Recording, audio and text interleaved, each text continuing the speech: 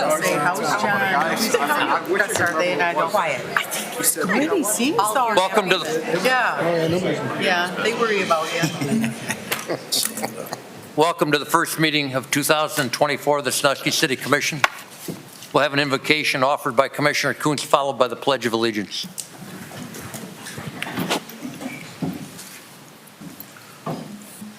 Lord, we come to you today humbly, giving you thanks for all that you're doing in our lives.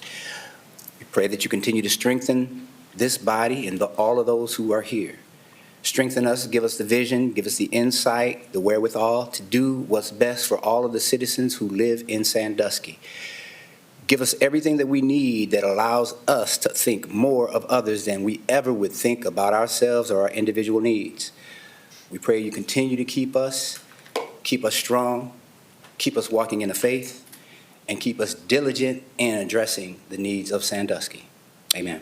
Amen. I pledge allegiance to the flag of the United States of America and to the republic for which it stands, one nation, under God, indivisible, with liberty and justice for all.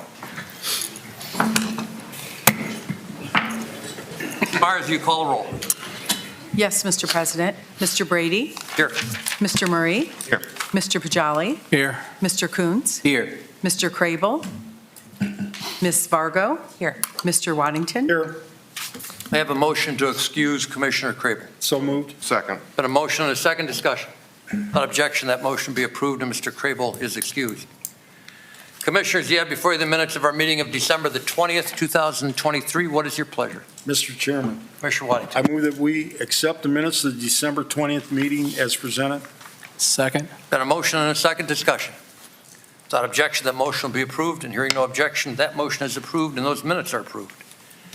We have the pleasure of swearing in Lieutenant Jake Wooten for the Sandusky Fire Department. Mr. Morzak, will you do us the honors? Sure. Any of his family wants to stand up or get closer to him. Come right So Jake's getting promoted because we had the fortune that Kevin McGraw was a lieutenant with the Sandusky Fire and got a promotion over to Norwalk as their assistant fire chief. So congratulations to Jake. His time here. Raise your right hand and repeat after me. I, Jake Wooten, recognizing my fundamental duty as a lieutenant of the City of Sandusky Fire Department, do solemnly swear to uphold the standards of my profession by safeguarding the lives and property of our citizens against the threat of fire and disaster. I, Jacob Wooten, recognize my fundamental duty as a lieutenant of the City of Sandusky Fire Department, do solemnly swear to uphold the standards of my profession by safeguarding the lives and property of our citizens against the threat of fire and disaster. I promise to obey the duly constituted laws of the United States of America, the state of Ohio, the City of Sandusky, and to accept the badge of my office as a symbol of public faith, leadership, and trust, to be honored for as long as I remain a lieutenant for the City of Sandusky Fire Department. I promise to obey the duty, constituted law of the United States of America, the state of Ohio, and the City of Sandusky, and to accept the badge of my office as a symbol of public faith, leadership, and trust, to be honored for as long as I remain lieutenant of the City of Sandusky Fire Department. I will continually strive to serve our community and to be an influence for good before my fellow officers and firefighters to the best of my ability, so help me. I will continually strive to serve our community and to be an influence of good before my fellow officers and firefighters to the best of my ability, so help me. Congratulations.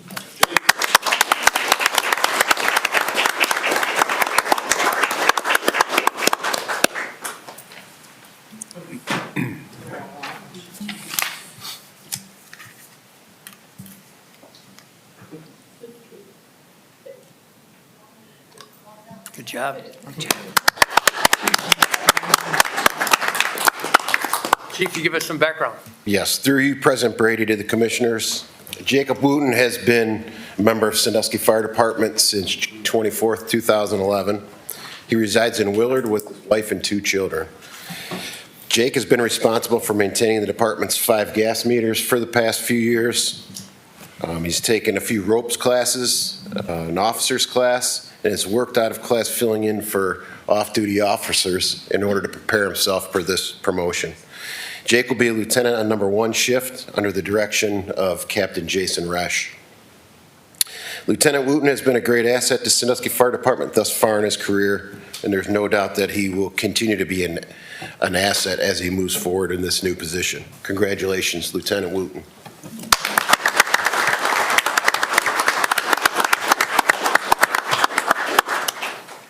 Thank you, and gentlemen, I know there's a reason you're standing close to the door.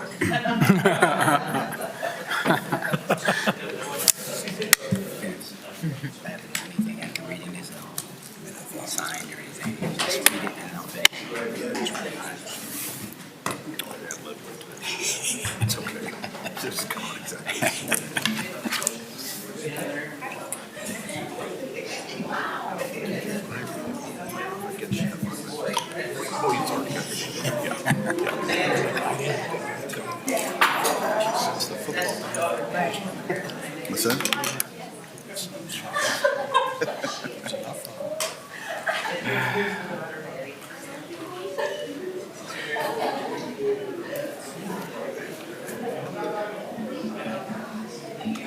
Any residents with comments regarding tonight's agenda, please step to the podium and share with us your name and address and your agenda item comments.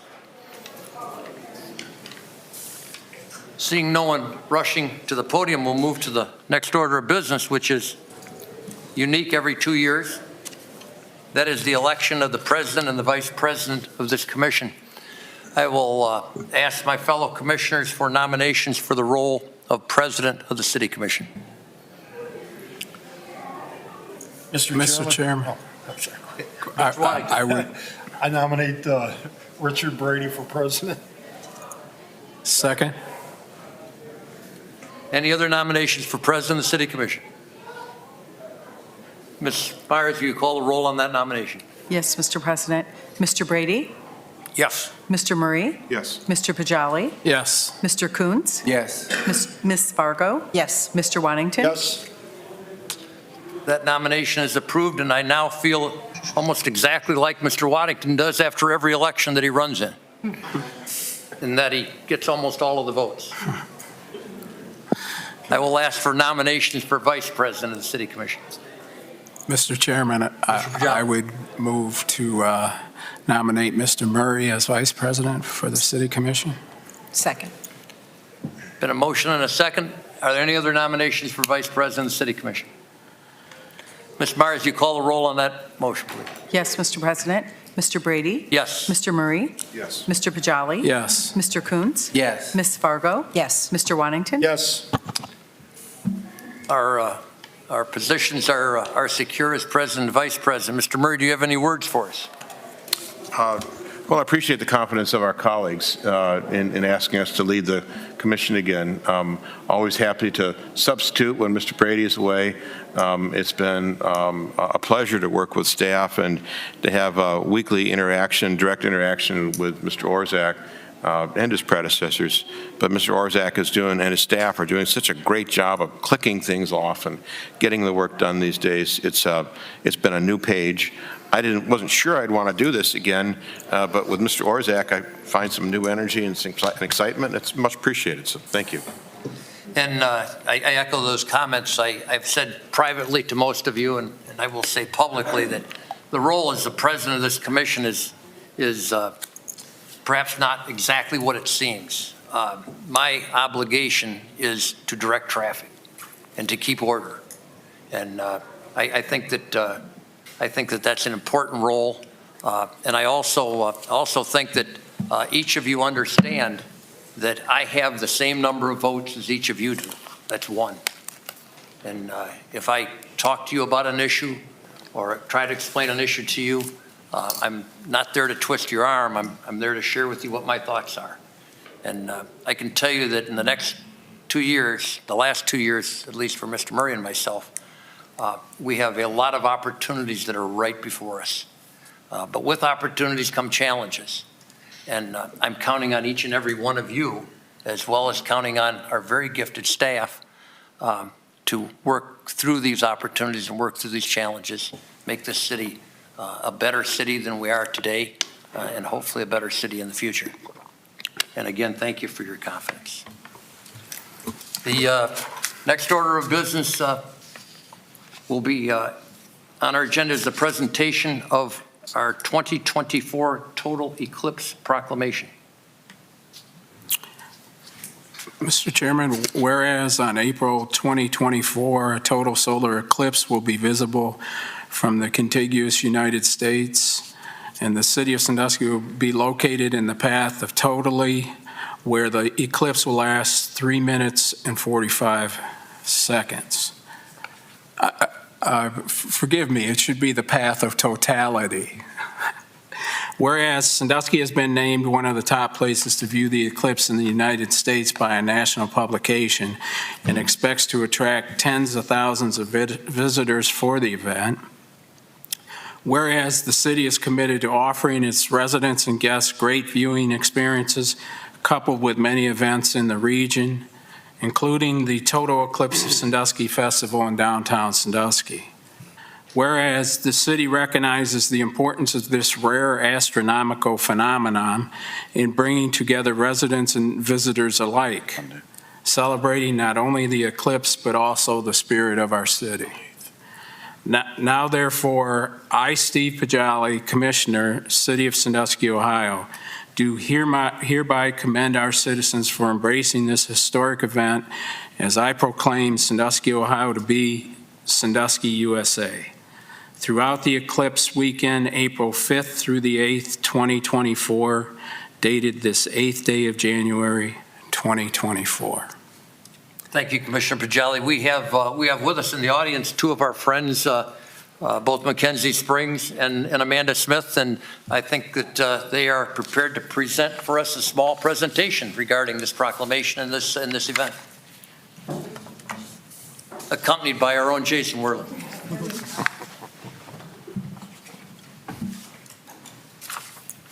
Good evening, commissioners. Welcome new commissioners. Thank you for allowing us to talk this evening about an exciting phenomenon, and thank you for that preview, Commissioner Pajali, about the Great American Eclipse. I am Mackenzie Spriggs with Destination Sandusky. Amanda Smith-Rasnick is here with me as we have been leading our regional efforts around this eclipse and the awareness. And Jason will be providing a high level on what Sandusky can actually expect. So just briefly, what is it? A total solar eclipse is when the moon goes between the sun and the earth. It becomes dark in the middle of the day. Animal life goes to sleep. You will see the corona. It's really a quite magical thing. This magical event is happening on a Monday. So Monday, April 8th, we're encouraging people to come and stay the whole weekend. Totality is 3 minutes and 45 seconds and will happen at 3:12 p.m. in the afternoon. This is important for two reasons. Number one, all of our local schools will be closed that day due to busing. And number two, which we'll get into, but it's actually about double the amount of time as the 2017 eclipse. So a really exciting thing, whether you're a space nerd or not. Just to talk about its rareness, the last time this happened in Ohio was in 1806, and it is sometimes referred to as Tecumseh's eclipse when he brought together the indigenous tribes. It's not likely that we will be alive for the next one in 2099 when it passes over the continental United States. Going back to 2017, we really saw an appetite for this with people getting excited all across the U.S. This one offers a longer view into totality with that 3 minutes and 45 seconds specifically over Sandusky, and the moon is physically closer to the earth, so just some scientific facts for you. And then I do want to just bring your attention to this map that we're showing, just that you can hopefully see on your screen, but it projects the entire state of Michigan basically to come to Ohio for this eclipse. So Tim Allen and his silky voice has been attracting us up there for quite some time, and this is one of our few opportunities to get the entire state of Michigan excited and coming to Ohio. So now that you know like what this eclipse is, like why is it so important? And it is really important because it offers us a huge opportunity. And if we are prepared, we can see great rewards. So Amanda and I have been talking to other cities for well over the past year or so about their experience. And one example is Hopkinsville, Kentucky, which has a very similar population to us here in Sandusky with about 30,000. They saw an economic impact in 2017 of $28.5 million. So not only is that something that we can benchmark ourselves on, but there's other factors working to our benefit. The women's NCAA tournament is in Cleveland, April 4th through the 7th, and most of their hotel rooms are being booked around this event. They've actually been letting Lorain and Erie counties know that we should expect to see some of that traffic. Not only that, but the center line physically goes over Norwalk. If you guys are familiar with Norwalk, they don't have the abundance of hotel rooms that we do. And so we've been working closely with them on what that might look like for our area. So we are built for a crowd due to Cedar Point, Kalahari, the islands, and this is a prime use of our hotel rooms during an off-season period and supporting our local businesses during a season when they don't typically see that support. So between Michigan, Cleveland, and the allure of Lake Erie, we're considered a prime spot to see the eclipse. Mr. Pajali, you did mention that we were named one of the 7 best places in the nation to witness the eclipse from Outside Magazine. That was very exciting, and I think we're going to continue to see that kind of attention. Being prepared also offers a lot of opportunities to showcase some of our natural assets that we have and bring increased attention and advocacy to them, including the NASA Armstrong Test Facility, which is very important to us and offers a lot of opportunity for growth. Unique things like the Sidney Froman Planetarium. We have the ability to host large crowds thanks to the building of the Cedar Point Sports Center. We're seeing Lake Erie leveraged in really unique ways by the islands and even the Jet Express as they are offering day trips to go out and see this, to see the eclipse. And basically we have a hospitality industry and people that know how to welcome people and do it really well so that we can think about long-term investment, whether people return for an additional visit or come back and think about investing here in a business or a second home. So we see a lot of opportunity and a great reason to be prepared.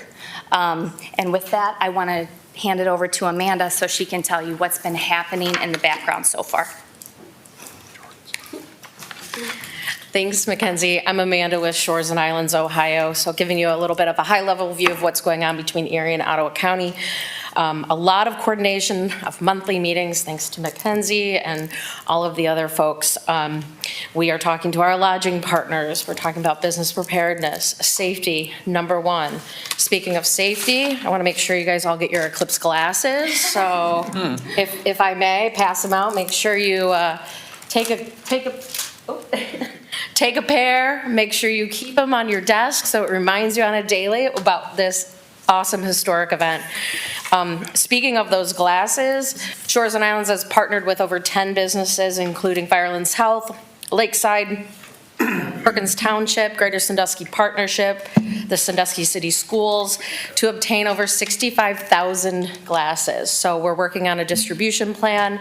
Those partners do get a portion of those glasses, and then we will be distributing them at both of our welcome centers because safety first. We don't want people coming to our area and remembering us for losing their eyesight. So pass along the word about the glasses. Next, I would welcome you to visit shoresandislandseclipse.com.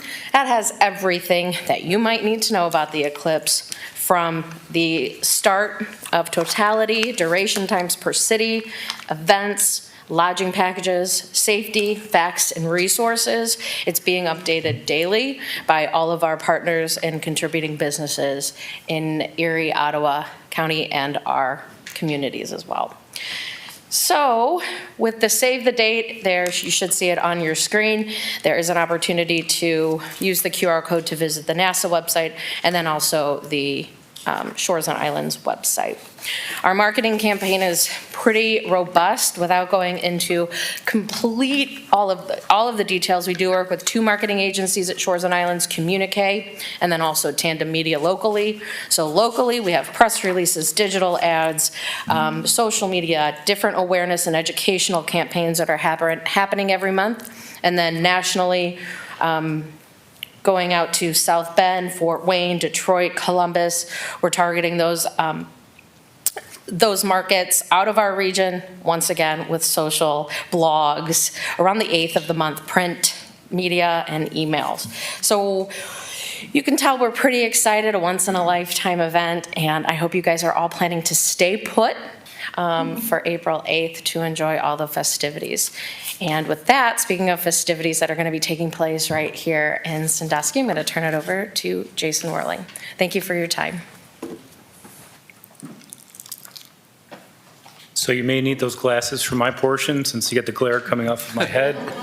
I apologize for that. So the Total Eclipse of Sandusky Festival is something we've been talking about for a few months here of, what can we bring to the waterfront and to for the residents, and then also those tens of thousands of visitors that are coming here for just to watch the eclipse. And that will start on the Friday, the 5th of that week. But before that, on the 3rd, we have been in discussions with the Cleveland Museum of Natural History, which has a senior astronomer who actually went to Sandusky High School and was a graduate of Sandusky High School, Nick Anderson.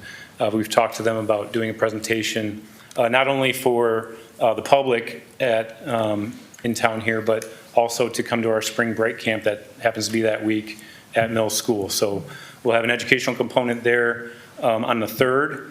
The 4th of April, which is 4x4, there's a Sandusky Bay Jeepers have a Jeep Clips of the Pier planned, where they will kind of have a pier takeover of the Jeep, kind of the Jeep Wranglers. Broncos may be invited. We'll see how that goes, but that's more of a 4x4 event. Jeep Clips of the Pier, that would be on the Thursday before the event happens, when we start the Total Eclipse Festival.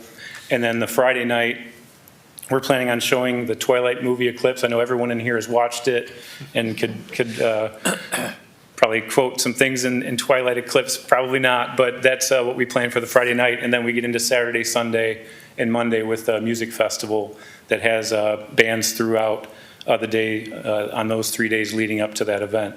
And we'll also be showing Little Shop of Horrors throughout the, or for probably that Saturday night of the Total Eclipse of Sandusky Festival.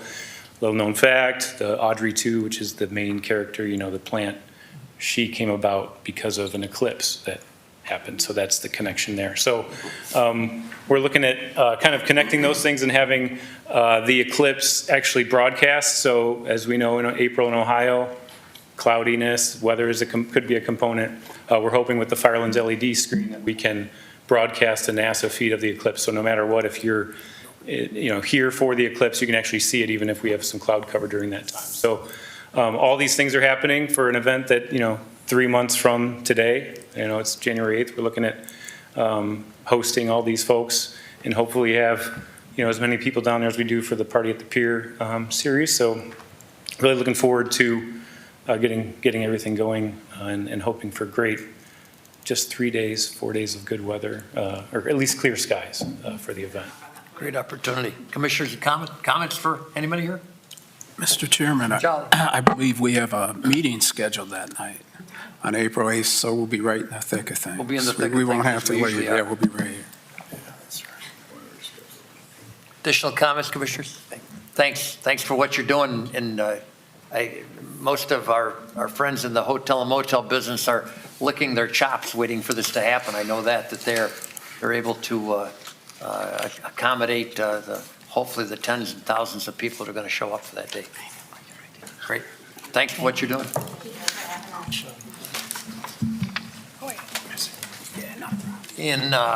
Next, as we've done in the past, we have right before us the celebration of Martin Luther King Day, and I've asked Commissioner Kuntz if he would provide a proclamation to honor this event this evening. And Commissioner Kuntz is also going to be a keynote speaker for this event at Ebenezer Baptist Church on the day also. Right. Commissioner Kuntz. Thank you. Whereas today we pause to remember and celebrate the legacy and life of Reverend Dr. Martin Luther King Jr. and those assembled here and across America understand, believe in, and act upon the fundamental principles of freedom, opportunity, and justice for all, Dr. King's legacy. And whereas Dr. King charged Americans to reject what he called the tranquilizing drug of gradualism on the path to racial justice, and to live up to the promises of our Constitution and Declaration of Independence. Today, we are called to recognize that racial injustice still exists in our world, and only through tackling it head-on will we create a better one. The time to act is today, not tomorrow. Racism is an invidious evil that harms both individuals in obvious ways, and our society as a whole in more subtle ways. And whereas we acknowledge that doing the right thing is not often the easy or convenient thing, we follow Dr. King's example as he was imprisoned 29 times, many times without just cause. And yet he continued on with his mission for equality and peace. And whereas Dr. King called out, challenged, and inspired us to use the full potential of our hearts and minds, reminding us to never succumb to the temptation of bitterness, but also to use our voice and to not look the other way, saying our lives begin to end the day we become silent about things that matter.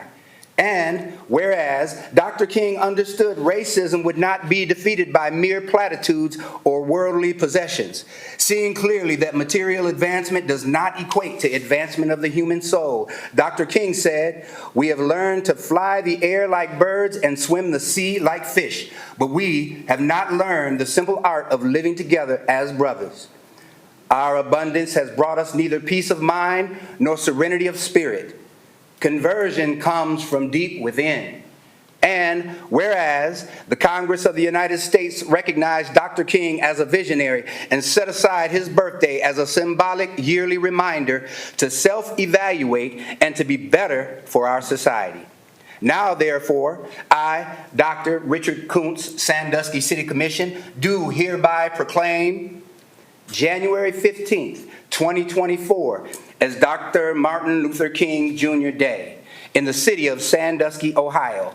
On this day, let all of us recommit to understanding our neighbors, co-workers, and fellow Americans as equals in God's eyes and under the laws of this United States of America. Let us pray for the wisdom and grace to overcome our human frailties and to understand that our vision will always be flawed by comparison. Finally, let us pray for each other, that we all may see and value each other as God does. Dated this 8th day of January 2024. Dr. Richard Kuntz, Sandusky City Commission. Thank you, Commissioner Kuntz.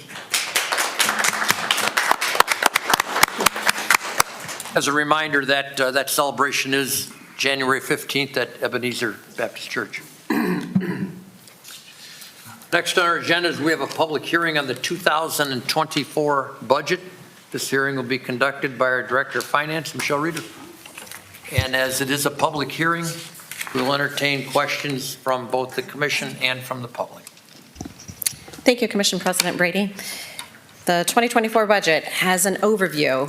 The timeline was that we release the first draft of the budget by November 1st each year, and then the Finance Committee reviews the final budget. They met on December 8th. They reviewed it and recommended this budget that we're talking about tonight for approval.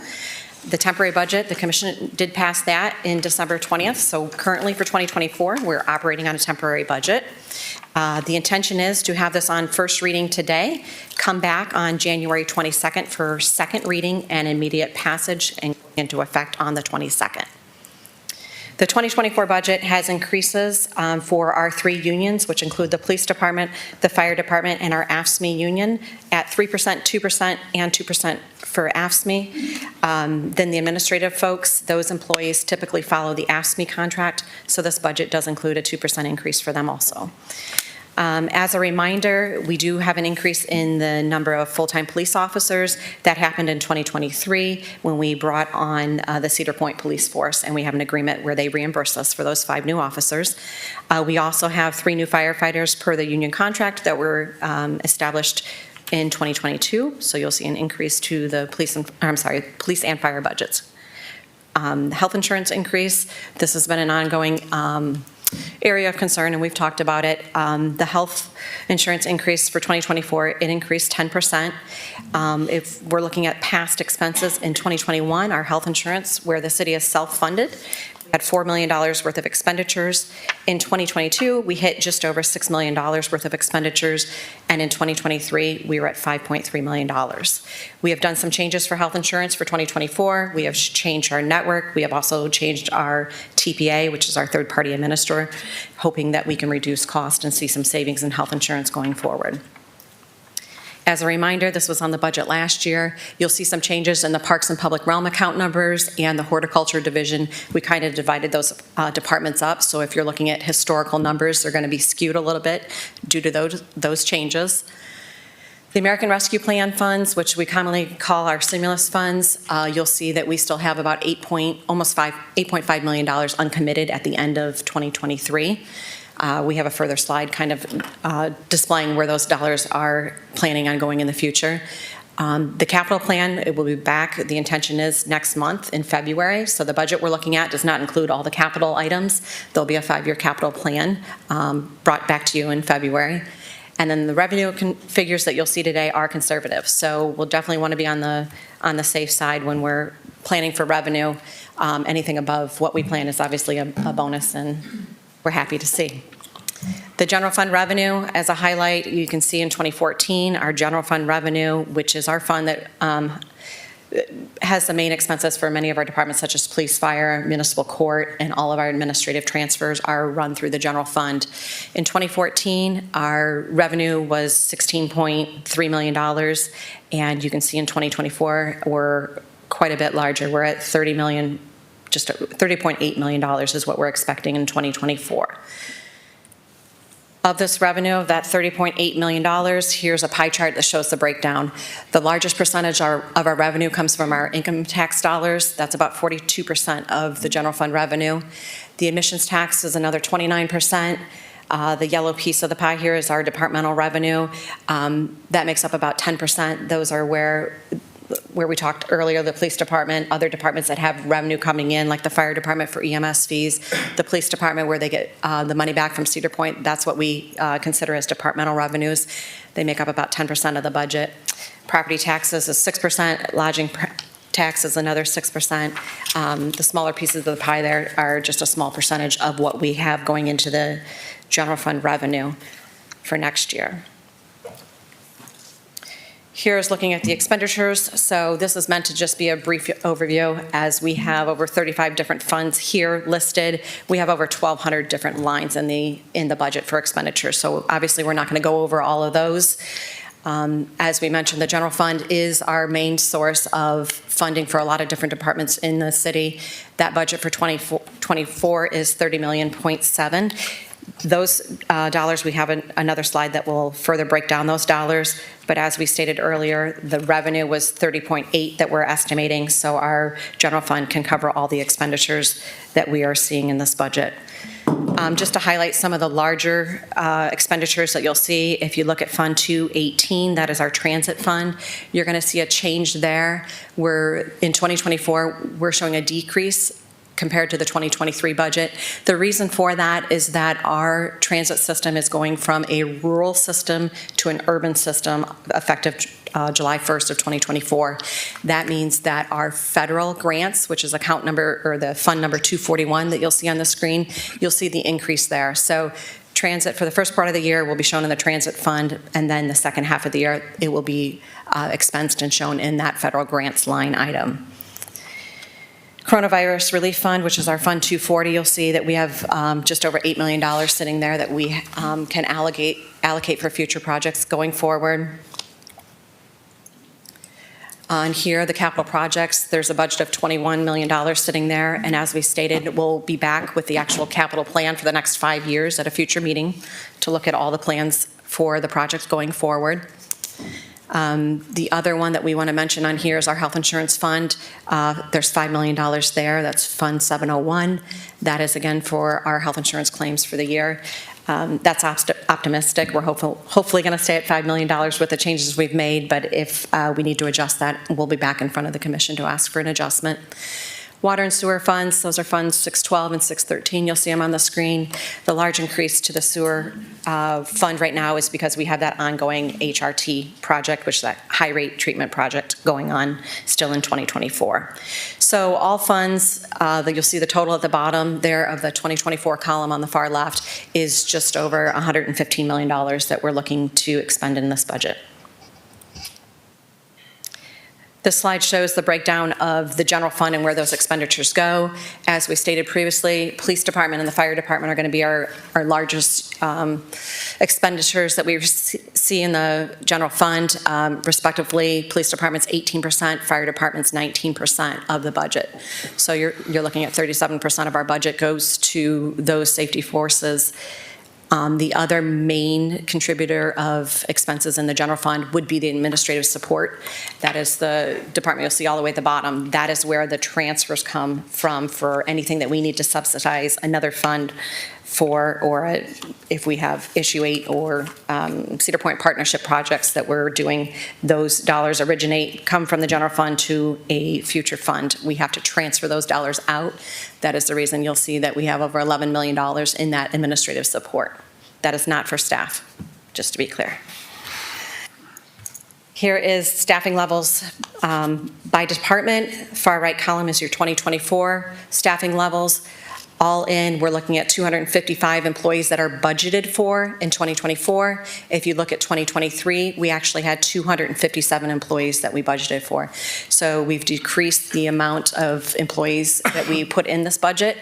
As noted, if you remember back in COVID times, we reduced our numbers quite drastically. We were at 253 employees as of January 2020.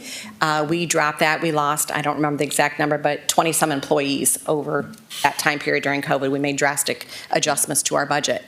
So looking at the number of 255, very similar to where we were when we had COVID come to the city, but with the adjustments of the police department, 5 of those officers that are budgeted, we get reimbursed for. And then, like I said before, we do have 3 additional officers in the fire department, but we're hoping those new officers, we're reducing some overtime expenses. So hopefully a savings there a little bit. Speaking of the general fund transfers, this slide shows the transfer amounts that are budgeted, and these are the amounts that were budgeted at the beginning of 2023 versus 2024.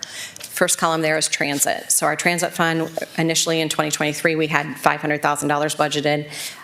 Next year for 2024, a more realistic number is probably $750,000. So that is what is included in this budget from the get-go. Park and Rec, they had a budget of $350,000 last year that we anticipated using to subsidize their fund. For 2024, we're only looking at subsidizing $275,000 to the Park and Rec fund. Moving forward, public art and programming, those are both legislative on how much we have to receive in revenue in each one of those. That public art is derived from the admissions tax money that we received in the previous year, and programming is derived from the lodging tax figures that we received in the previous year. So those amounts we cannot change unless there's an ordinance change. Housing grants, at the beginning of 2023 when we did the budget, housing was at $400,000. We are proposing in this budget to keep that at $400,000. The economic development grants, we're keeping that at $500,000. The Issue 8 projects and the promises from Issue 8, that remains at $1.5 million. Admissions and parking tax, that's also sometimes referred to as the Cedar Point Partnership deal. That's at $4.5 million that we're transferring from the general fund over to the capital fund. Fire pension, police pension, those are just as needed for employee cost. And then the final column there you'll see is payroll stabilization.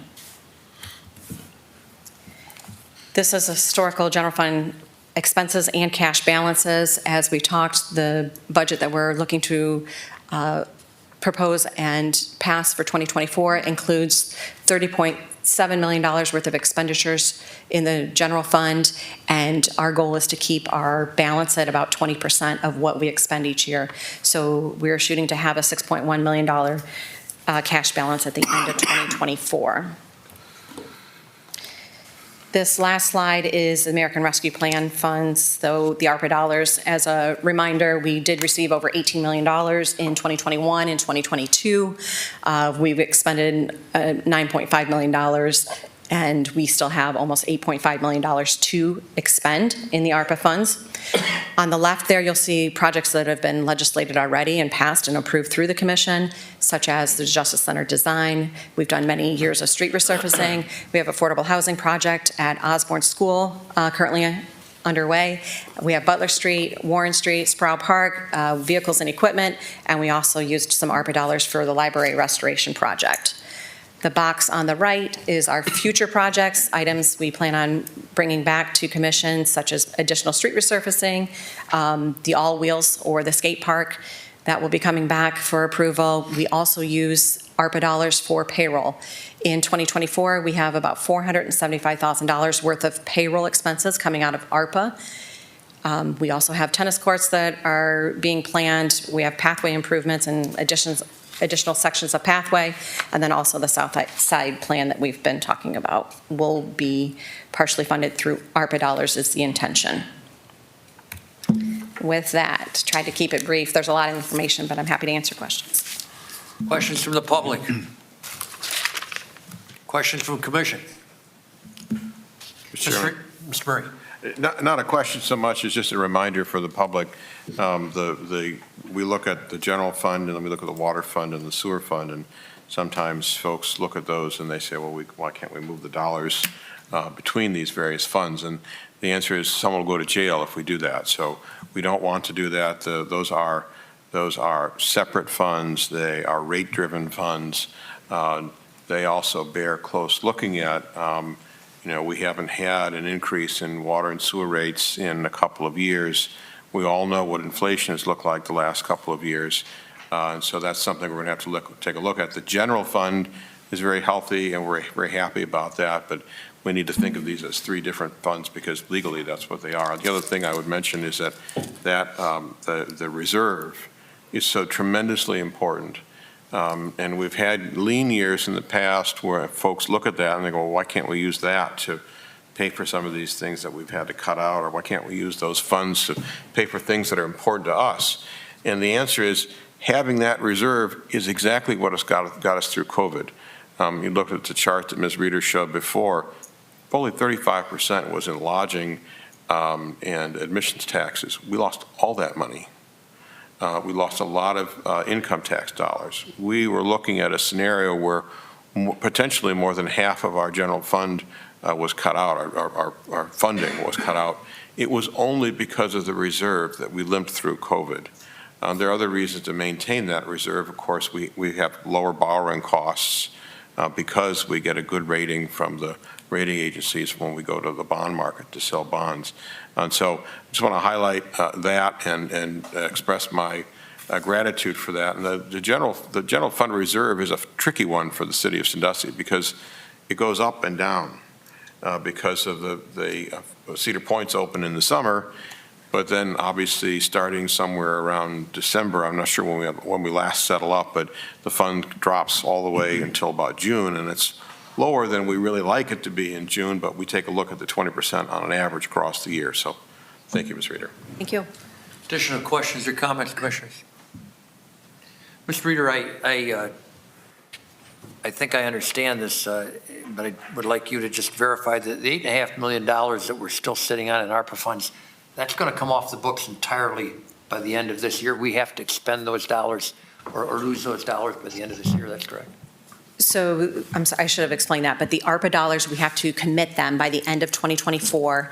We have until the end of 2026 to expend those dollars. So we have, this is our planning year, get the final plans together, and then we have 2 more years to actually expend the dollars. And I can see that you are gaining a dramatic number in our finances this year.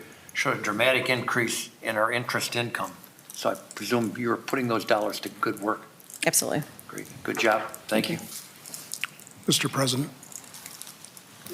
Mr. Dorzak. if I could just publicly thank Director Reeder and her staff for all the hard work along with the directors. They spent countless time and hours putting this budget together for a rookie city manager that is learning on the job. So I deferred to her on a lot of her expertise and the directors for past history and stuff like that. So I just want to thank her and the directors for all the hard work that they put in to get this budget to commission tonight. Certainly well deserved. Commissioners, you have before you the several communications from staff recommending various pieces of legislation. Can I have a motion to accept these communications? So moved. Second. Been a motion and a second discussion? I noticed. Without objection, that motion will be approved, and hearing no objection, that motion is approved. Commissioners, we have 5 items on the consent agenda this evening. Any of you wish to move any of those items to the regular agenda? Ms. Myers, will you present the consent agenda? Yes, Mr. President. Item A, liquor license for Demore Fish LLC. Item B, approval of application for Welcome Home Ohio Grant Program fiscal year 24 through 25. Item C, approval of MOU with Erie County Board of Health. Item D, approval of agreement to purchase public transit improvements with Erie County Health Department. Item E, approval of amendment to the agreement with Progressive Cleaning. Commissioners, having heard these ordinances, resolutions, and liquor license, how do you wish to proceed? Mr. Chairman, Mr. Waddington. I make a motion to accept the consent agenda items A through E and declaring that all ordinances and our resolutions as drafted and presented to the City Commission shall take effect in accordance with the sections reflected, whether it's in accordance with Section 13 or 14 of the City Charter. Second. Been a motion and a second discussion. Ms. Myers, you call the roll on that motion, please. Yes, Mr. President. Mr. Brady? Yes. Mr. Murray? Yes. Mr. Pajali? Yes. Mr. Coons? Yes. Ms. Fargo? Yes. Mr. Waddington? Yes. And now on the ordinances, resolutions, and liquor permit. Mr. Brady? Yes. Mr. Murray? Yes. Mr. Pajali? Yes. Mr. Coons? Yes. Ms. Fargo? Yes. Mr. Waddington? Yes. Those ordinances, resolutions, and liquor permit are approved. We'll turn to our regular agenda. If Ms. Myers will present item number 1. This is a second reading. It is requested an ordinance be passed amending the official zone map of the City of Sandusky to rezone parcel number 58-65001 from PF Public Facilities District to RMF Residential Multifamily District, and declaring this ordinance shall take immediate effect under suspension of the rules as contained and in accordance with Section 13 of the City Charter. Commissioners, as this is a second reading, we do not need a motion to proceed. I'll move right to discussion on this. Ms. Myers, will you call the roll on that ordinance, please? Yes, Mr. President. Mr. Brady? Yes. Mr. Murray? Yes. Mr. Pajali? Yes. Mr. Coons? Yes. Ms. Fargo? Yes. Mr. Waddington? Yes. That ordinance is passed. Ms. Myers, will you present item number 2? This is the first reading. It is requested an ordinance be passed making general appropriations for the fiscal year 2024. Commissioners, having heard this ordinance, what is your pleasure? Mr. Chairman, Commissioner Murray. I move for the adoption of this ordinance. Second. Been a motion and a second discussion. Ms. Myers, will you call the roll on that motion, please? Yes, Mr. President. Mr. Brady? Yes. Mr. Murray? Yes. Mr. Pajali? Yes. Mr. Coons? Yes. Ms. Fargo? Yes. Mr. Waddington? Yes. And now on the ordinance. Mr. Brady? Yes. Mr. Murray? Yes. Mr. Pajali? Yes. Mr. Coons? Yes. Ms. Fargo? Yes. Mr. Waddington? Yes. That ordinance is passed on the first reading and will return to us for a second reading. Ms. Myers, you present item number 3, please. It is requested an ordinance be passed authorizing and directing the city manager to enter into a second amendment to the agreement for professional design services with Strand Associates Incorporated of Cincinnati, Ohio for the Churchwell Park Recreation Improvements and MacArthur Park Roadway and Utility Improvements Project, and declaring that this ordinance shall take immediate effect in accordance with Section 14 of the city charter. Commissioners, having heard this ordinance, what is your pleasure? Mr. Chairman, Commissioner Waddington. I move for the adoption of this ordinance under suspension of the rules in full accordance with Section 14 of the city charter. Second. Been a motion and a second discussion. Mr. Klein, I wonder if you'd give us a brief overview of what we're doing here. It sounds like we're inching forward with this project. Yes, sir, Mr. President. First, I'd like to re-thank the Erie County Health Department for the $250,000 that they granted for the original preliminary planning portion of the project and the South Side Plan. Those funds were expended, and now we're moving into expending some of those ARPA funds that Director Reeder had spoken of. Those original funds were for preliminary planning of the utilities, the sewer, the water, the street, the electrical, all of those things within the MacArthur Park and Churchwell Park sites. And also looking forward towards what amenities would be desired within the park, and there was some public engagement involved with that as well. Now we're looking forward, because we've heard from the residents, we've heard from that neighborhood exactly what they're looking forward to having there. We're looking to move forward with the detailed design of all of the utilities and road work and sidewalk work. Also, partial design of the park pieces. What we're going to do is focus on the top priorities of the park. We have $850,000 available in ARPA funds. We want to plan those very intelligently, do some of the design work, and move forward with the construction work while they're still on the table, so we can get those encumbered by the end of the year. So we're trying to stay as flexible as possible. We're looking to certainly do the playground, the splash pad, the walking path, those things. We're going to check the boxes off the list, the first things first, and go through with the design and construction of those. And as we proceed with the project, I would like to also say that Ms. Stuckey and Ms. Sawicki out of my office have also already applied for almost $6.5–7 million worth of grants for utility infrastructure, forestry work, trees, things like that, trying to make sure that we can accommodate all of the needs of this project. And when it's all said and done, this contract, it is a large portion. It is just over $1 million for this amendment number 2 for design work. That will leave us some funding available for construction on the utility side. Like I said, we're looking for grants. We're looking for any mechanism by which to pay. And if we have to go forward with loans, we're going to proceed on that route as well. The important thing that we're trying to do is relocate those utilities that are 100 years old, put them in the right of way.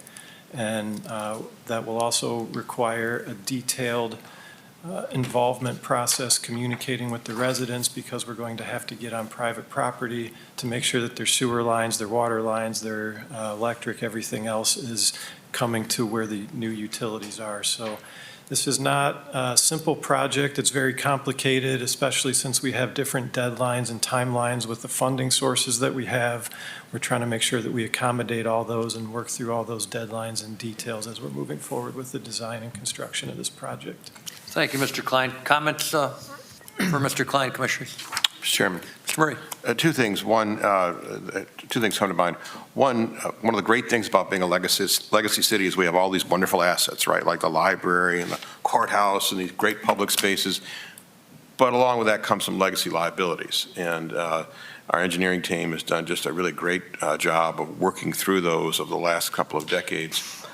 This is one of those where the lines weren't put in the right spot, and they weren't put where you put them today. And so these are some of the costs that the ARPA money is available for, and I'm glad to see it used in that fashion. The other thing I'd like to say is just a note for the folks back home.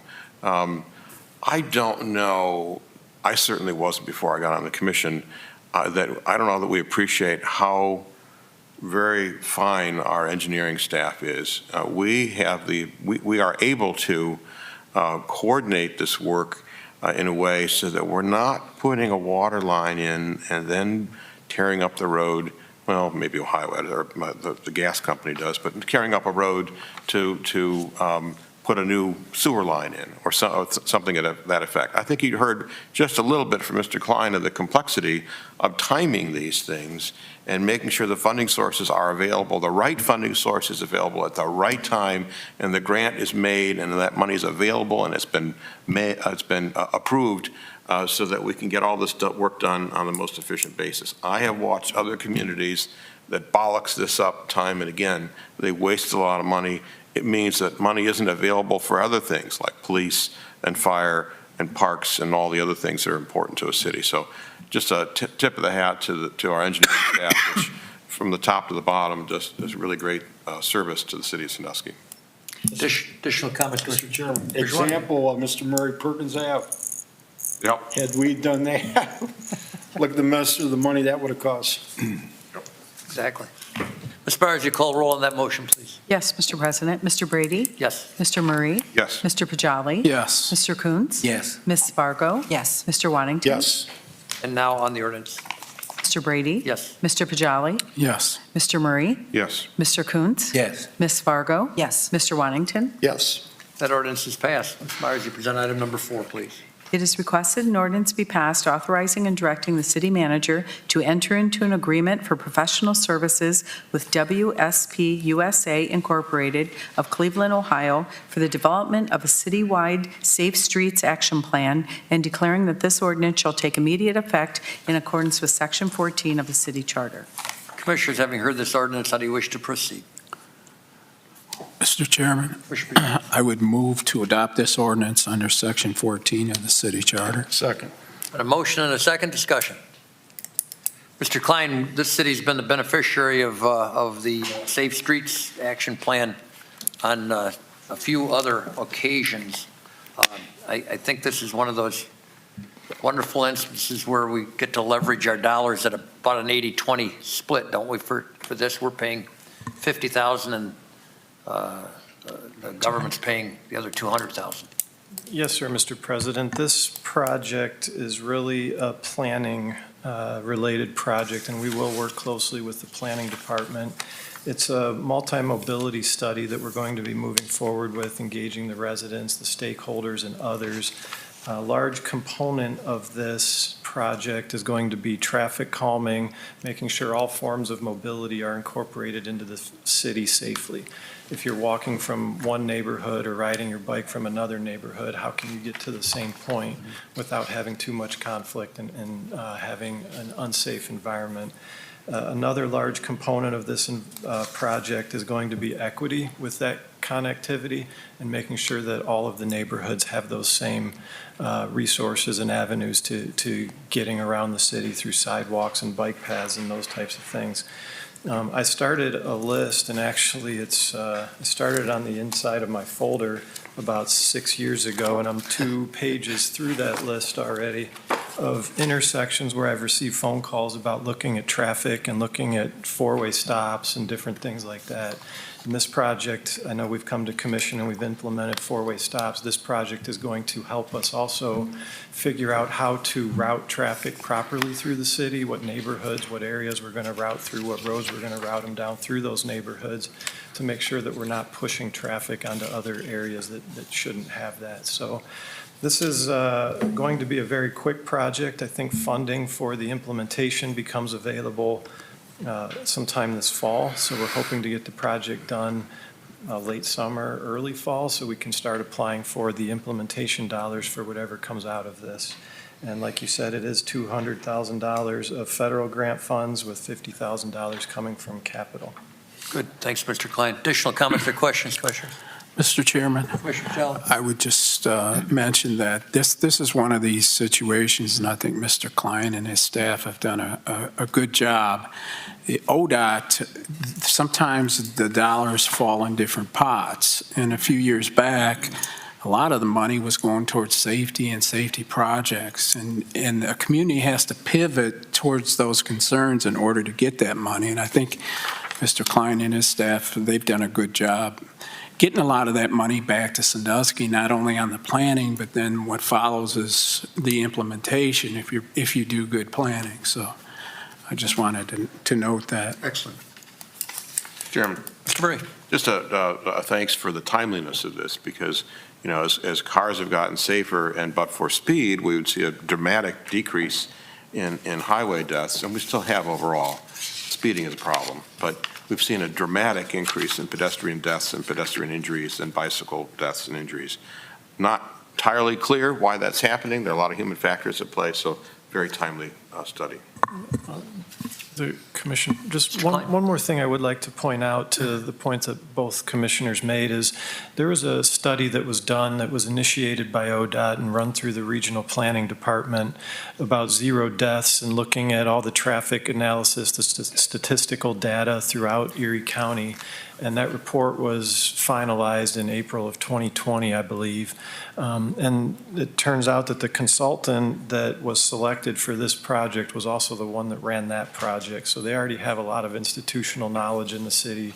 We're not going to be starting from scratch. They already know what's going on and where some of those unsafe intersections are. So those safety concerns that we have are something that's already on the forefront of their discussion. Good choice. Mr. Myers, you call roll on that motion, please. Yes, Mr. President. Mr. Brady? Yes. Mr. Murray? Yes. Mr. Pajali? Yes. Mr. Coons? Yes. Ms. Fargo? Yes. Mr. Waddington? Yes. And now on the ordinance. Mr. Brady? Yes. Mr. Murray? Yes. Mr. Pajali? Yes. Mr. Coons? Ms. Fargo? Yes. Mr. Waddington? Yes. That ordinance is passed. Mr. Myers, you present item number 5. It is requested an ordinance be passed authorizing and directing the city manager to enter into a First Amendment to the agreement for wetlands mitigation credits with Streams and Wetlands Foundation for the landing project and declaring that this ordinance shall take immediate effect in accordance with Section 14 of the city charter.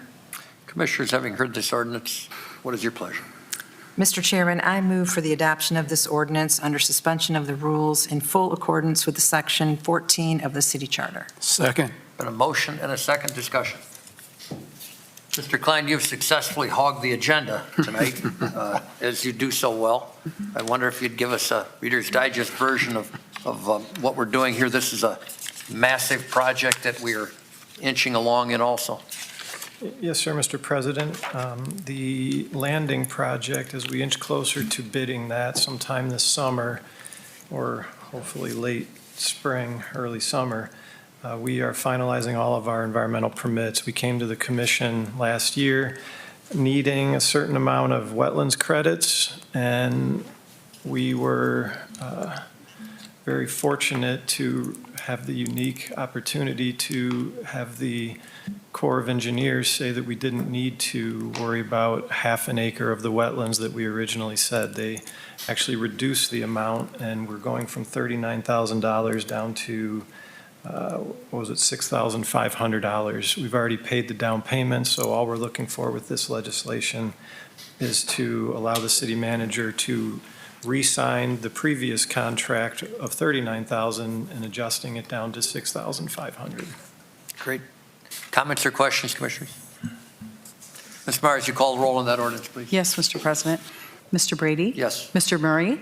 Yes. Mr. Pajali? Yes. Mr. Coons? Yes. Ms. Fargo? Yes. Mr. Waddington? Yes. And now on the ordinance. Mr. Brady? Yes. Mr. Murray? Yes. Mr. Pajali? Yes. Mr. Coons? Yes. Ms. Fargo? Yes. Mr. Waddington? Yes. That ordinance is passed. Ms. Myers, you present item number 6, please.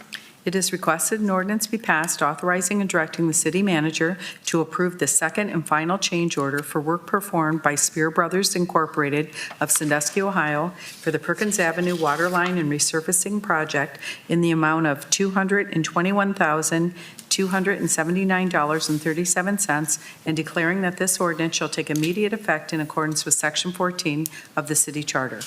Commissioners, having heard this ordinance, how do you wish to proceed? Mr. Chairman, Mr. Murray. I move for the adoption of this ordinance pursuant to Section 14 of the city's charter. Second. Been a motion and a second discussion. Mr. Chairman. Mr. Murray. Same tip of the hat to Ms. Schneider this time. This is the project Mr. Waddington was talking about, how much money we saved by doing this the right way instead of the way that was most expeditious initially in the public eye and maybe the media's eye. And this, what a piece of work. It was almost like choreography watching this go on. They just did an excellent job. I was impressed. It was impressive. I know Mr. Josh Snyder is here, and perhaps you can just give us some of an overview. We had what most of us would consider a relatively large change order, which was justified early on. And you can share with us what this last 221, and I know this is the end of the line for us. Yes, so this is the final change order. We never love increases on projects, right? But sometimes we get into situations where it's inevitable. We come across things we don't foresee or things that need addressed while we're there. You know, we're going to get one swing at Perkins Avenue. We're not going to get another chance to go back and do this extent of curb or sidewalk anytime in the near future. So a large part of this $221,000 was correcting some sewer issues. Sanitary sewers tied into storms, vice versa. We had some pipes under Perkins Avenue that were metal. Probably the most salted road for snow plowing in the county, and we've got metal pipes under it. So needless to say, they're rusting, failing, would cause sinkholes in the road surface that we're planning to pave had we not addressed it. So we have to address those things when we come across and we see them. We can't in good conscience just pave over them because it's fast. It's the pretty thing, and people love the roads and they like to see nice smooth roadways, but you have to address what's underneath it as well. And so a lot of the $221,000 is these things we encounter as we go along. You know, we had additional curbing, we had additional sidewalk. Some of these were just areas where it made sense to do it right while we're here.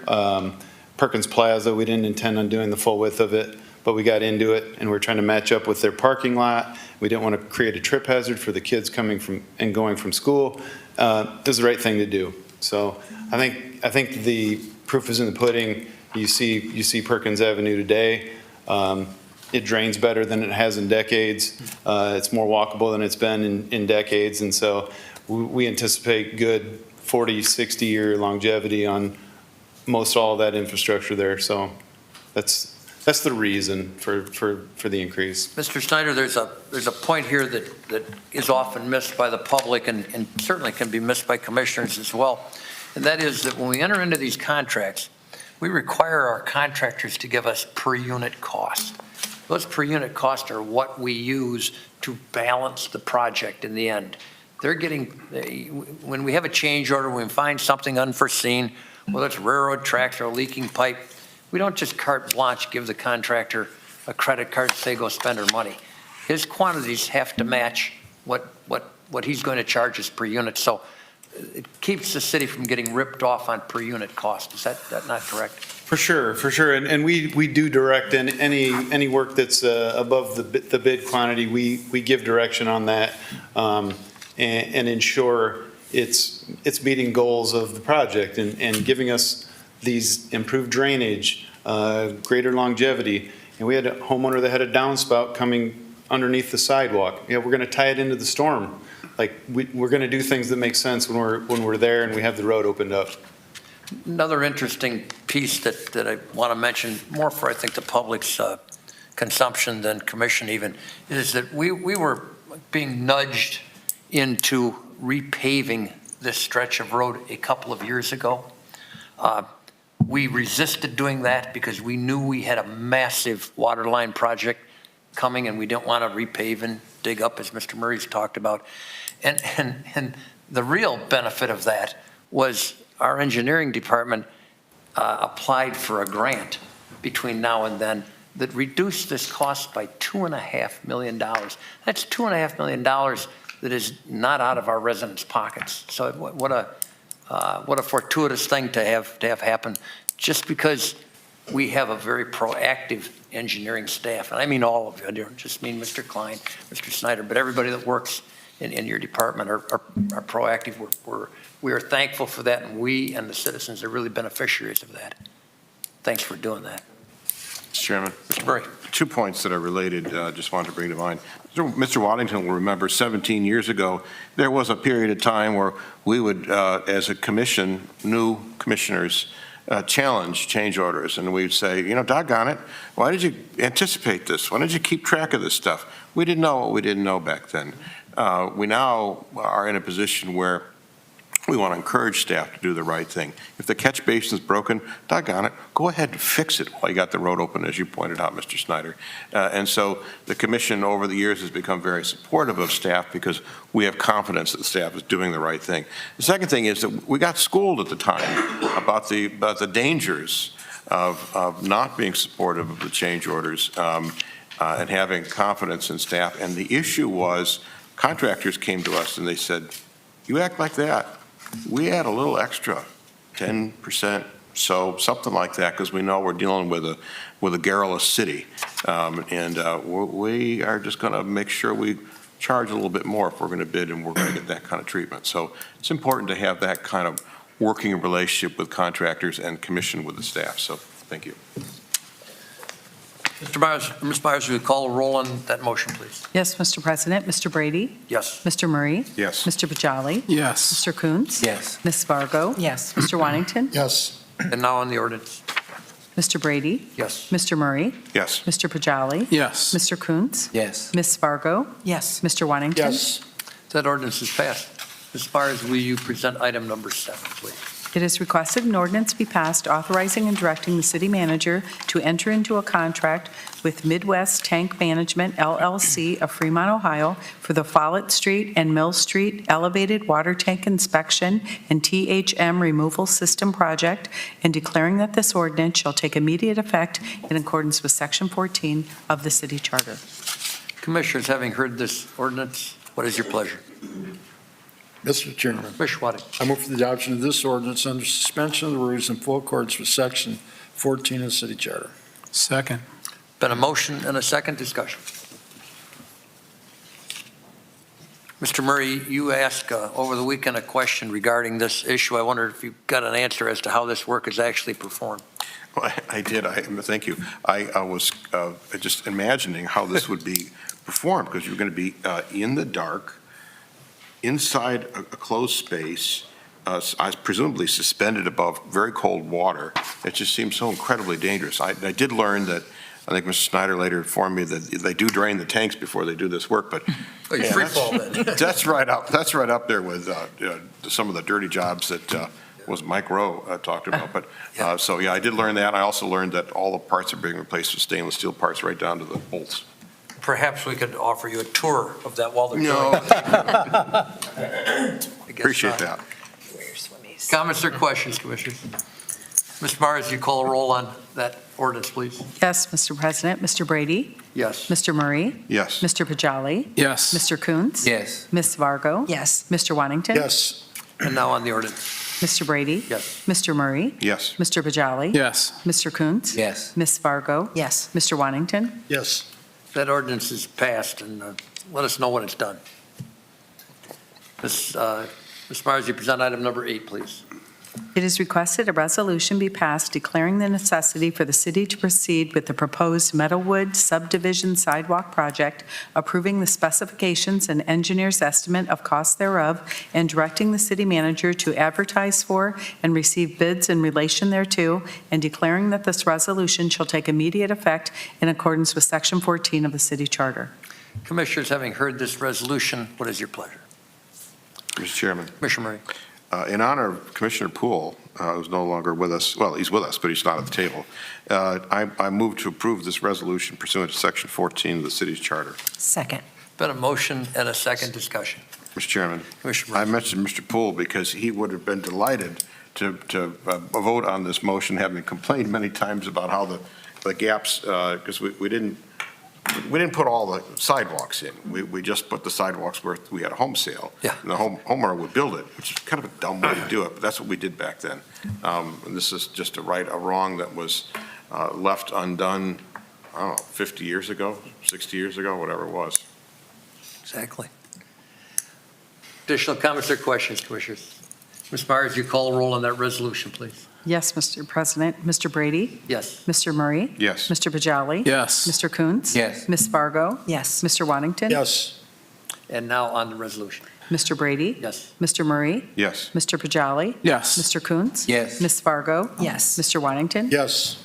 That resolution is passed. Ms. Myers, you present item number 9, please. It is requested an ordinance be passed authorizing and directing the city manager to approve the first and final change order for work performed by RMH Concrete and Foundations Incorporated of Collins, Ohio for the 2023 J.C. and Washington Park Concrete Project in the amount of $14,498.81 and declaring that this ordinance shall take immediate effect in accordance with Section 14 of the city charter. Commissioners, having heard this ordinance, how do you wish to proceed? Mr. Chairman, Commissioner Coons. move for the adoption of this ordinance pursuant to Section 14 of the city charter. Second. Been a motion and a second discussion. Mr. Klein, can you share with us what $14,498 bought us? Commissioner President, I will. Perhaps Mr. Worley? Yes, I would defer to Mr. Whirling, who was involved with the construction of this. No, we through relocated committees. this from the time we bid it to the time we installed it. Yes, Commissioner President, this was part of the change order with the, when they got in to dig for the shelter, once we had changed the layout of the park. We reoriented actually where the structure was going to make it. As they found in different spots of Sandusky, they found bedrock underneath where they were digging down for the foundation of the shelter, and that's where we have some of the additional costs. Sorry. Rock removal. Yeah. Very expensive. Thank you, Mr. Worley. Additional comments or questions, Commissioners? Ms. Myers, you call a roll on that ordinance, please. Yes, Mr. President. Mr. Brady? Yes. Mr. Murray? Yes. Mr. Pajali? Yes. Mr. Coons? Yes. Ms. Fargo? Yes. Mr. Waddington? Yes. And now on the ordinance. Mr. Brady? Yes. Mr. Murray? Yes. Mr. Pajali? Yes. Mr. Coons? Yes. Ms. Fargo? Yes. Mr. Waddington? Yes. That ordinance is passed. Ms. Myers, you present item number 10, please. It is requested an ordinance be passed authorizing and directing the city manager to enter into a contract with Specialized Pipe Technologies of Mansfield, Ohio for the Boy in the Boot cast iron pipe lining project and declaring that this ordinance shall take immediate effect in accordance with Section 14 of the city charter. Commissioners, having heard this ordinance, what is your pleasure? Mr. Chairman, I move for the adoption of this ordinance under suspension of the rules in full accordance with Section 14 of the city charter. A second. Been a motion and a second discussion. Ms. Myers, you call a roll on that motion, please. Yes, Mr. President. Mr. Brady? Yes. Mr. Murray? Yes. Mr. Pajali? Yes. Mr. Coons? Yes. Ms. Fargo? Yes. Mr. Waddington? Yes. And now on the ordinance. Mr. Brady? Yes. Mr. Murray? Yes. Mr. Pajali? Yes. Mr. Coons? Yes. Ms. Fargo? Yes. Mr. Waddington? Yes. That ordinance is passed. Ms. Myers, you present item number 11, please. It is requested an ordinance be passed authorizing and directing the city manager to enter an agreement for special event producer for the Total Eclipse of Sandusky Festival to be held April 5th through April 8th, 2024, and declaring that this ordinance shall take immediate effect in accordance with Section 14 of the city charter. Commissioners, having heard this ordinance, how do you wish to proceed? Mr. Chairman, Commissioner Pajala? I would move to adopt this ordinance in accordance with Section 14 of the city charter. Second. Been a motion and a second discussion. Mr. Chairman, Brady. I will be abstaining given a business relationship with Mr. Ernst. Ms. Myers, you call a roll on that motion, please. Yes, Mr. President. Mr. Brady? Yes. Mr. Murray? Abstain. Mr. Pajali? Yes. Mr. Coons? Yes. Ms. Fargo? Yes. Mr. Waddington? Yes. And now on the ordinance. Mr. Brady? Yes. Mr. Murray? Abstain. Mr. Pajali? Yes. Mr. Coons? Yes. Ms. Fargo? Yes. Mr. Waddington? Yes. That ordinance is passed.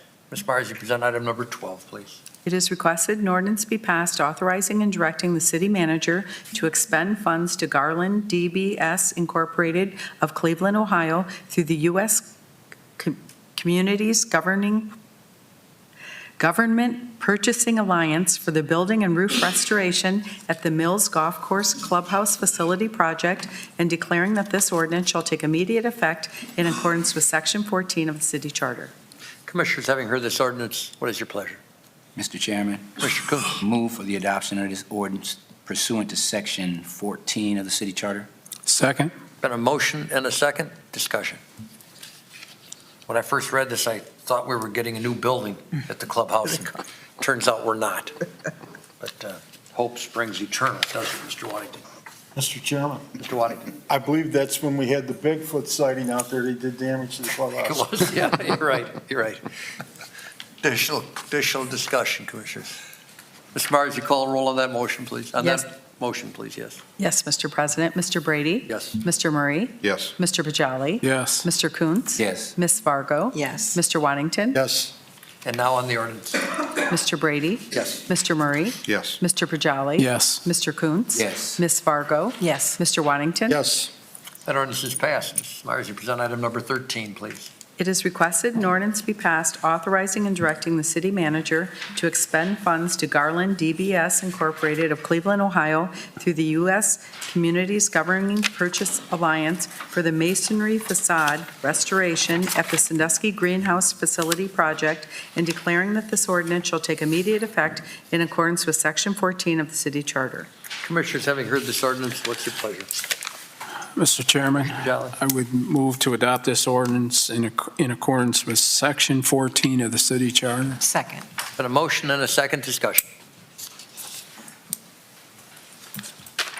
Ms. Myers, you call the roll on that motion, please? Yes, Mr. President. Mr. Brady? Yes. Mr. Murray? Yes. Mr. Pajali? Yes. Mr. Coons? Yes. Ms. Fargo? Yes. Mr. Waddington? Yes. And now on the ordinance. Mr. Brady? Yes. Mr. Murray? Yes. Mr. Pajali? Yes. Mr. Coons? Yes. Ms. Fargo? Yes. Mr. Waddington? Yes. That ordinance is passed. Ms. Myers, you present item number 14, please. It is requested an ordinance be passed approving a new fee schedule for the Mylander Pavilion at the Jackson Street Pier established for the Recreation Department, and declaring that this ordinance shall take immediate effect in accordance with Section 14 of the city charter. Commissioners, having heard this ordinance, how do you wish to proceed? Mr. Chairman, I move for the adoption of this ordinance under suspension of the rules in full accordance with Section 14 of the city charter. Second. Been a motion and a second discussion. Mr. Whirling, can you share with us what we're going from and to?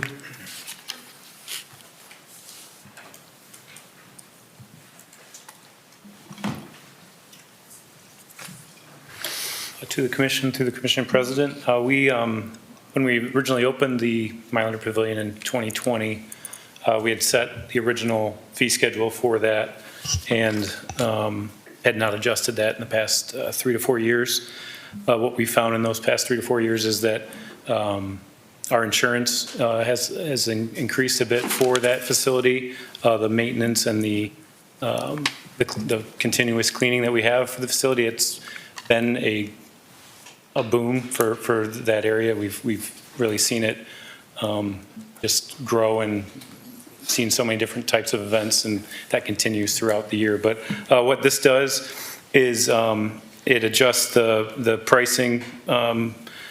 Basically, it's $100 more for a 4-hour reservation of the facility, and that goes as well as with the full-day reservation. So originally, for a city resident, the fee was $1,000 for the entire day. That would go up to $1,100 for the entire day. And then for a 4-hour, for a city resident, it was originally at $300 for that, and that one will go up to $400 for a city resident. Excellent, good, a great benefit, still a great benefit. Mr. Chairman, Mr. Waddington. did we, I'm guessing we did comps on this, like in other areas that have something similar to what we have? I don't want to price ourselves out. I'd rather have it full all the time. Yes, these fees do keep us right in that range. We didn't Okay. want to, gouge residents for the cost of, and that's why we do have that resident and non-resident fee.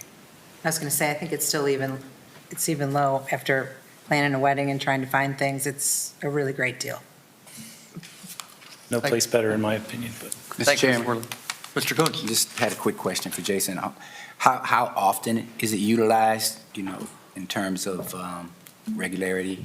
How often is that facility utilized throughout the year? It's a lot different from the month of January than it is for the month of June, I would say. Right, We right. probably have 2 to 3 rentals on the weekends in January, but in June, you'll be hard pressed to find an open Friday, Saturday, or Sunday from Memorial Day through Labor Day. And then September and October are pretty busy as well. Okay. I've seen a little bit of everything. I've seen weddings, receptions there, I've seen graduations there, I've been at birthday parties there, so it's getting a multitude of uses out of it. And then when it first opened, it was put to the Recreation Department to manage it, and we took that on with open arms because we knew that the time when it wasn't being used for graduation parties and birthday parties and weddings, that we could program the space for the different events that we have. And really, the residual value there is when people are doing that, you're exposing it to a host of other people that geometrically increases the use of it, I'm sure. I don't know how many times we've had people come down and say, I didn't even know this was down Yeah, I didn't know it was here." available. Yeah. Sure, yeah, great, good move. Mr. Chairman, just following up on Mr. Kuntz's question, and maybe this isn't fair to ask, but what kind of income does that produce, that pavilion? Do you know off the top of your head, or can you get us a number on that? I can definitely get you a number. Just out of curiosity, I wonder. Peter may have that number in front of her, but we can get you that number. To be continued? If you don't have it. You might have it. You can get it. I do have it. So rental registration, and this is through the end of November of last year. The Jackson Street rentals that we took in was $68,339 last year. It's more than I thought. Impressive. Thank you, Ms. Worthing. Ms. Myers, you call the roll on that motion, please. Yes, Mr. President. Mr. Brady? Yes. Mr. Murray? Yes. Mr. Pajali? Yes. Mr. Coons? Yes. Ms. Fargo? Yes. Mr. Waddington? Yes. And now on the ordinance. Mr. Brady? Yes. Mr. Murray? Yes. Mr. Pajali? Yes. Mr. Coons? Yes. Ms. Fargo? Yes. Mr. Waddington? Yes. That ordinance is passed. Ms. Myers, you present item number 15, please. It is requested an ordinance be passed amending ordinance number 22-032, passed on February 28, 2022, declaring a 1999 Toro S80 mower as unnecessary and unfit for city use pursuant to Section 25 of the city charter, authorized and directing the city manager to purchase a new Toro Groundmaster 5910 rotary mower from Century Equipment of Toledo, Ohio, through the Sourcewell Cooperative Purchasing Program for the Grounds Maintenance Division, and declaring that this ordinance shall take immediate effect in accordance with Section 14 of the city charter. Commissioners, having heard this ordinance, what is your pleasure? Mr. Chairman, I would move to adopt this ordinance under Section 14 of the city charter. Second. Been a motion and a second, discussion. Mr. Chairman, Mr. Coons? as the new guy on the commission, I just like to be aware and know, like the process. But, when I looked at this, I said to myself, and I actually went back to like 2019, and I saw the price of these mowers, and I said, wow. And the price that I saw for 2019 was like $90,000. And so I just wonder, like, what kind of vetting is there in terms of looking at other similar lawnmowers, what that process looks like? Because when I looked at that $160,000 price tag, it's amazing to me, right? So I just like to know, I like to be in the loop about. Mr. Whirling, I wonder if you can share with us how you bid those things. Some of us are aware of the fact that we have a state purchasing program that we use that holds the prices in line, but we want to be assured, I think Commissioner Kuntz and the rest of us want to be assured that we're not driving around on a Mercedes-Benz mowing lawns. Yes, when I saw the price tag as well, I was very taken back by what the 5910 costs, but that's an 11-blade mower with a 16-foot cutting radius on it. The recommendation was from Troy from our fleet. He had looked at other options as we had asked him to look at other options in the interim as we saw that the price was climbing. And he still had recommended that we go with this particular, as we have other Toros that we work with, and this particular model was what still was the best and for our crews to use. Troy Vaccaro, you're speaking of, Yes, our fleet maintenance person. Yeah. Is the person that makes that recommendation, or does that research and makes that recommendation? Yes. And correct me if I'm wrong, but we purchased these through a cooperative that has already bid these products through the state, and what something cost $100,000 today, 6 months from now is going to cost $150,000. We don't really have a lot of control over that, do we? Correct. Cooperative purchasing agreement. Mr. President, if I can add for Commissioner Coons, So this was 2 years ago that this was ordered.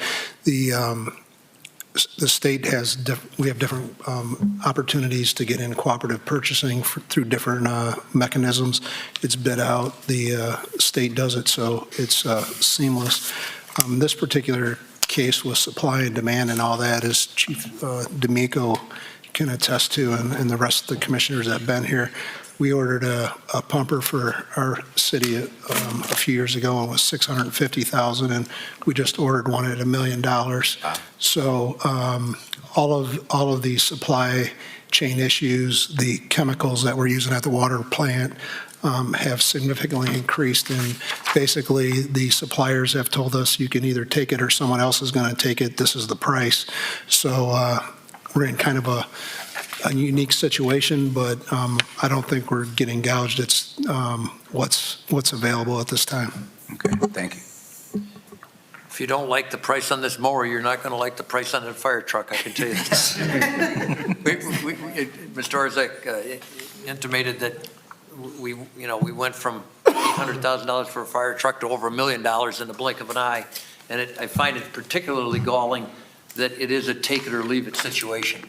If you leave it, and still we wait a couple of years for a truck. If you leave it, you're getting left behind. It is certainly a seller's market at this point in time.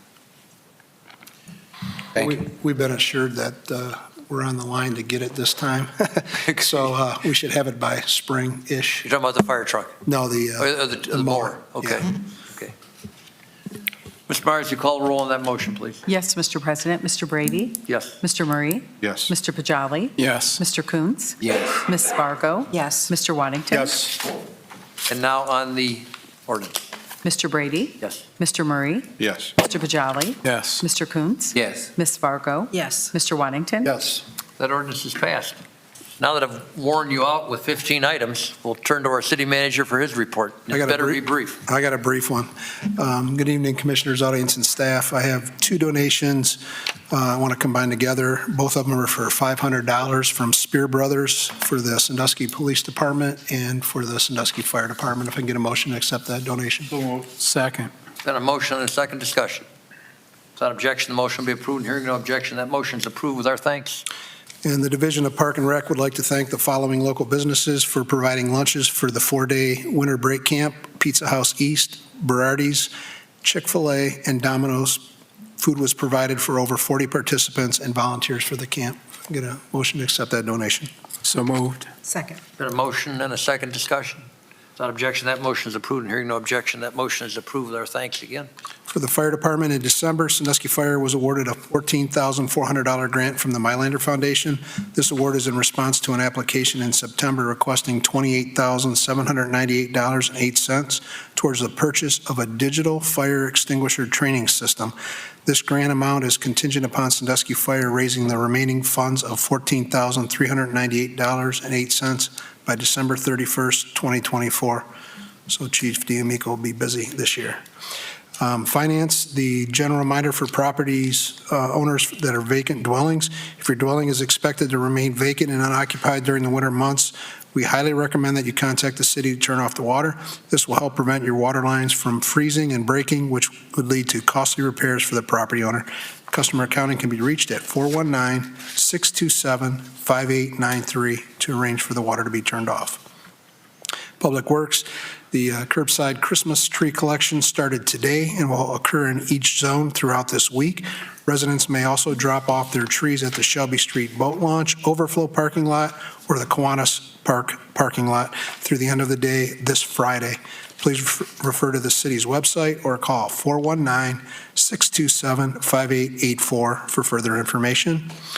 And a reminder that bag leaves can still be dropped off near the Marquette Drive entrance on the east side of the city service center, so on the east side of the center, until January 19th.